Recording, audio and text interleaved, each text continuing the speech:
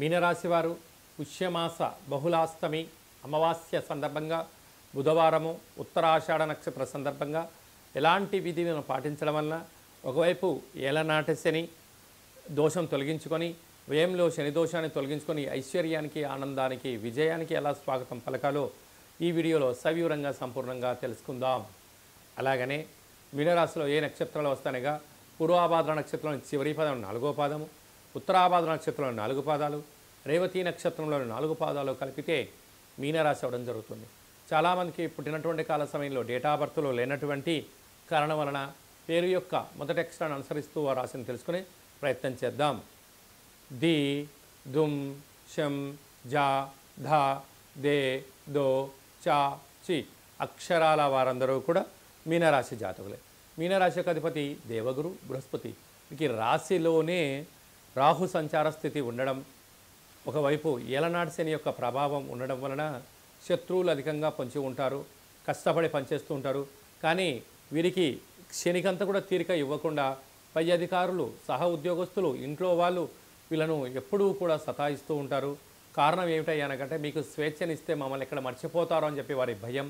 కానీ కష్టపడి పనిచేయడం, ధర్మంగా ఉండడం, ఆధ్యాత్మికంగా ఉండడం, వేలకు తిండి, వేలకు నిద్ర, తగు వ్యాయామం, సూర్య నమస్కారాలు ఆచరించడం వలన మీనరాశి వారికి ప్రశాంతతను ఏర్పాటు చేసుకోగలగాలి. లేకపోతే ఆ కొద్దిపాటి ప్రశాంతతను కూడా బంధువులని, మిత్రులని, స్నేహితులని సద్వినియోగపరుచుకునే పరిస్థితి చాలా అధికంగా ఉంటుంది.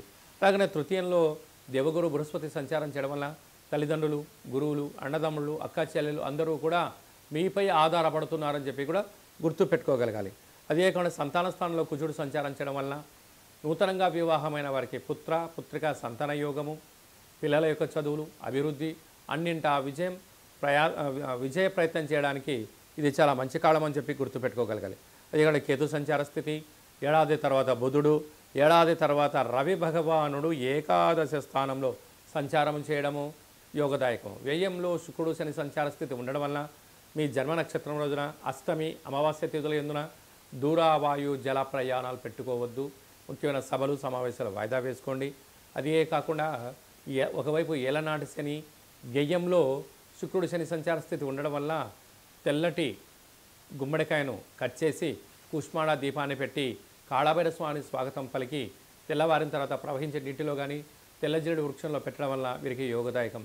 ఇన్ని లక్షల వీడియోలలో ఈ వీడియో మీనరాశి వారు చూస్తున్నారు అన్నట్టయితే కష్టాలకు ఈరోజు నుంచి ఫుల్ స్టాప్ పెడుతూ కాలాన్ని శాసింపజేసే శక్తి కాళభైరవ స్వామికి స్మరణ చేసే సమయం ఆసన్నమైందని చెప్పి గుర్తు పెట్టుకోగలగాలి.